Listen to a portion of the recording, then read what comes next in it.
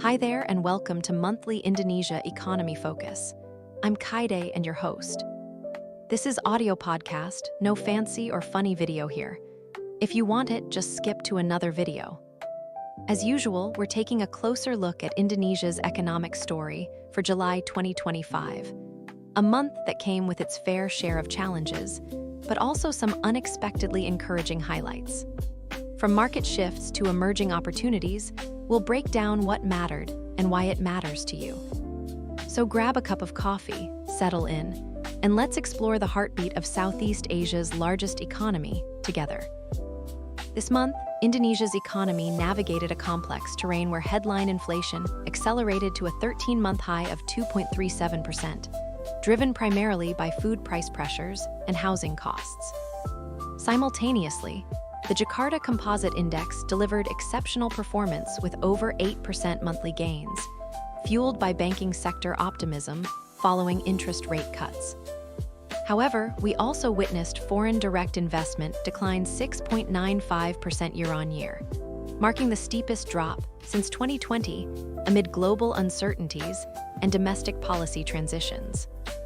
Today, we'll explore how these seemingly contradictory trends unfolded, examine the latest macroeconomic shifts and policy responses, take a comprehensive look at sectoral performance and digital economy developments, understand the evolving investment climate and external position, and look ahead at what's on the horizon for Indonesia's economic trajectory. The economic narrative for Indonesia this July was largely shaped by a delicate balancing act between supporting growth and maintaining stability amid mounting global uncertainties. Economic growth moderated to 4.87% year-on-year in Q1 2025, representing the slowest expansion since Q3 2021. Manufacturing activity remained in contraction territory with PMI at 49.2, marking the fourth consecutive month below the expansion threshold. Consumer confidence held near multi-year lows at 117.8 points, reflecting persistent household concerns about economic prospects. This deceleration was primarily driven by declining government spending, which fell 1.38% quarter-on-quarter due to severe budget constraints. The government implemented Presidential Instruction No. 1 of 2025, which slashed IDR 306 trillion from state and regional budgets, a massive fiscal adjustment that immediately impacted growth momentum. Fitting into the broader trajectory, Q1 GDP growth of 4.87% year-on-year marked the slowest pace since Q3 2021, weighed down by declining government spending. The government revised its full-year growth projections downward to 4.750%, signaling more cautious expectations amid structural challenges. This represents a significant shortfall from original ambitions and highlights the persistent structural vulnerabilities in labor absorption, investment quality, and regional economic disparities that define Indonesia's current economic landscape. Let's dive into the key numbers that define July 2025. Headline inflation jumped to 2.37% year-on-year and 0.3% month-on-month, representing the highest level since June 2024. Core inflation declined to a 7-month low of 2.32% year-on-year, suggesting price pressures were primarily supply-driven rather than demand-driven. The unemployment rate stood at 4.76%, with projections indicating it could rise to 5% for 2025, the highest among Southeast Asian countries. This inflation acceleration was primarily driven by food price pressures, with food inflation surging to 3.75%, the largest increase in 13 months. Housing costs also accelerated, contributing to broad-based price pressures across multiple expenditure categories. What's particularly interesting is the divergence between headline and core inflation, which supports the central bank's assessment that underlying demand conditions remained relatively subdued despite monetary accommodation. Bank Indonesia responded proactively to these mixed signals. The central bank cut the benchmark buy rate by 25 basis points to 5.25%, marking the third rate reduction of 2025. The central bank maintained an accommodative stance with over 300 basis points gap between the policy rate and inflation to support economic growth. Governor Perry Wargio emphasized that projected inflation would remain within the 2.5 plus or minus 1% target corridor for 2025-2026, providing substantial room for further easing if conditions warrant. On the fiscal side, we're witnessing fascinating contradictions in government policy. The government revised its budget deficit target upward to 2.78% of GDP to accommodate ambitious new social programs. President Prabowo's flagship free nutritious meal program is projected to cost IDR 71 trillion in 2025, potentially reaching IDR 400 trillion by 2026, when fully scaled to serve 83 million beneficiaries. However, fiscal contradictions emerged as Presidential Instruction Number 1 slashed IDR 306 trillion from state and regional budgets, while expanding social spending. This approach has complicated both short-term economic management and long-term development planning, as critical infrastructure projects, including the new capital Nusantara development, faced significant delays. Turning our attention to sectoral performance, we see a mixed but generally challenging picture across Indonesia's key economic sectors. Manufacturing continued to struggle, with the PMI of 49.2 indicating the fourth consecutive month of contraction. Output declined, though at the mildest pace in 4 months, while new orders remained negative despite showing marginal improvement. Foreign demand particularly disappointed, slipping back into contraction after brief stabilization in June. Labor-intensive manufacturing subsectors faced especially severe challenges. Textiles and footwear growth was constrained to just 4.2%, well below the overall manufacturing sector's 4.4% growth rate. These industries confronted intense competition from Chinese imports, which accounted for 31% of total Indonesian imports and rose 15.9% year-on-year in 2024. This competitive pressure contributed to widespread layoffs, with 26,500 reported job cuts through May 2025. Agriculture faced mounting challenges from both climate and supply chain disruptions. Food inflation surged to 3.75%, reflecting supply constraints and projected La Niña weather patterns that threaten rice yields throughout 2025. Indonesia's continued reliance on food imports, exceeding 5 million tons of rice in 2024, exposed the sector to international price volatility while complicating national food security efforts. The services sector provided a bright spot, demonstrating resilience with significant variations across subsectors. Tourism showed exceptional strength with record-breaking visitor arrivals, though infrastructure limitations constrained the sector's full potential. Wholesale and retail trade benefited from trade agreement certainties and improved market access, while financial services gained substantially from interest rate cuts and banking sector optimism. Indonesia's digital economy maintained robust momentum throughout July 2025, with projections indicating the sector could reach USD 146.150 billion by year-end. E-commerce platforms continued their expansion trajectory, supported by improved logistics infrastructure and growing consumer acceptance of digital transactions. Digital payments adoption accelerated significantly, driven by Bank Indonesia's regulatory initiatives promoting interoperability and security standards. The fintech sector demonstrated remarkable resilience despite tighter regulatory oversight. Peer-to-peer lending platforms successfully adapted to new compliance requirements while maintaining service expansion, particularly in MSME financing, where traditional banking penetration remained limited. Fintech lending to MSMEs rose 15% year-on-year, providing crucial capital access for small businesses facing conventional credit constraints. However, challenges remain in achieving inclusive digital growth.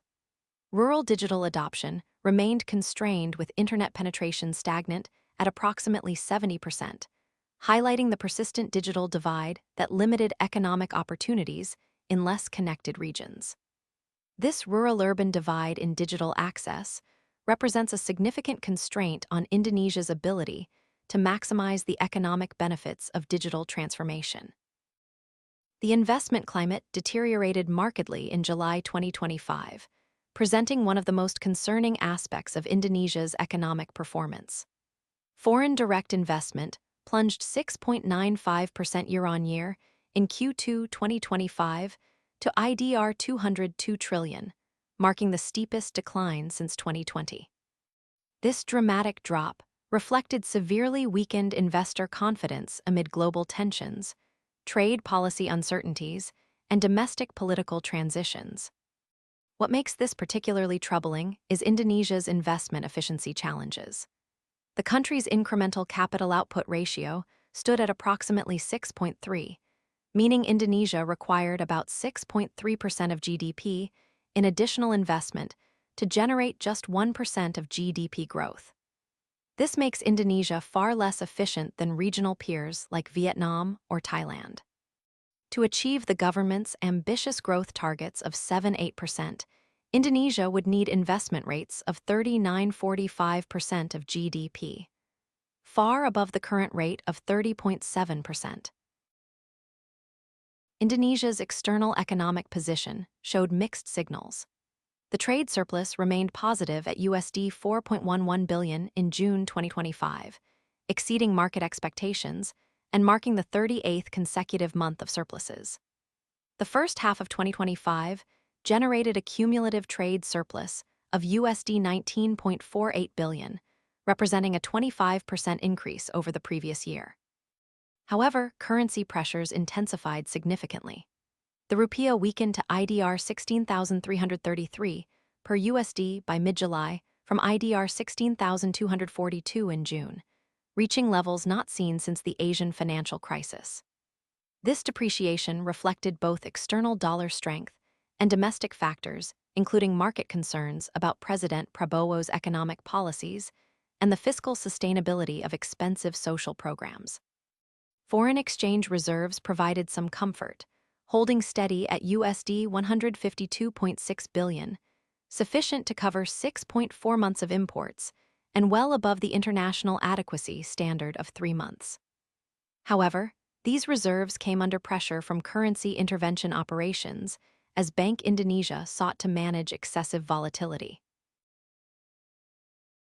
On the global front, Indonesia achieved significant diplomatic success through trade negotiations with the United States.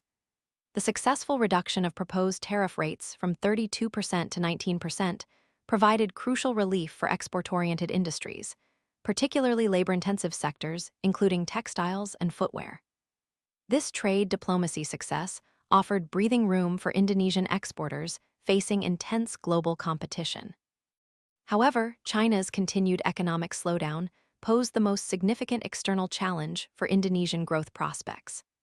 Given China's position as Indonesia's largest trading partner, accounting for approximately 30% of exports, declining Chinese demand particularly affected coal and mineral exports that traditionally supported Indonesia's trade balance and government revenues.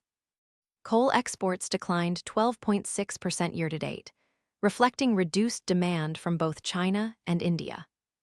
Global commodity price volatility significantly affected export earnings, with palm oil showing relative resilience while coal and mineral prices faced persistent downward pressure from oversupply conditions and weakening global demand. Looking forward, economic growth for the remainder of 2025 is projected to remain in the 4.750% range, representing a significant shortfall from original government targets, but consistent with global economic conditions and domestic structural constraints. This growth trajectory reflects continued challenges in household consumption, private investment, and export performance that are unlikely to resolve substantially in the short term without major policy interventions. Inflation is expected to moderate in coming months as seasonal food price pressures ease and base effects. From 2024, comparisons become more favorable. Bank Indonesia's projection of 2.226% inflation for full year 2025 appears achievable given relatively subdued underlying demand conditions, though upside risks remain from potential currency depreciation and supply chain disruptions related to La Niña weather patterns affecting agricultural production. Rupiah stability will depend heavily on global U.S. dollar trends and domestic policy credibility. The central bank's ability to balance growth support through monetary easing with currency stability will be tested if global financial conditions tighten further or domestic fiscal concerns intensify. Business sentiment showed cautious optimism following successful trade negotiations, though this optimism was substantially offset by persistent global economic uncertainties and domestic demand weakness. Investment plans remained largely postponed or scaled back, pending clearer economic signals and improved demand visibility, with many companies adopting wait-and-see approaches to major capital commitments. La Niña weather patterns represent a key leading indicator that could threaten rice yields and agricultural production throughout 2025, potentially creating additional inflationary pressures and food security challenges that would complicate monetary policy decisions. Key data releases to watch include Q2 2025 GDP growth data on August 15th, which will provide crucial confirmation of growth trajectory trends, and Bank Indonesia's Board of Governors meeting on August 19-20th, where further monetary policy adjustments remain possible given evolving economic conditions. Policy coordination between fiscal and monetary authorities will be crucial for navigating the complex trade-offs between growth support, inflation control, currency stability, and fiscal sustainability that define Indonesia's current economic challenges. This month's developments underscore three critical insights about Indonesia's economic trajectory. First, the acceleration of inflation to 13-month highs signals emerging broad-based price pressures that require careful monetary policy management, even as core inflation suggests underlying demand remains subdued. Second, the investment climate deterioration, with the steepest FDI decline since 2020, demands urgent policy responses to restore investor confidence and address structural efficiency challenges. Third, trade diplomacy success in reducing U.S. tariff threats provides crucial breathing room for export-oriented industries and economic stability. This month's developments underscore the dynamic nature of Indonesia's economy, balancing the promise of successful international negotiations and digital economy growth, with the need to address fundamental structural challenges in investment efficiency, labor market performance, and fiscal sustainability. The coming months will be critical in determining whether recent policy interventions can restore growth momentum while maintaining macroeconomic stability. Thank you for tuning into monthly Indonesia Economy Focus. Join us next month for the latest insights as we continue tracking Indonesia's economic journey through these challenging but transformative times.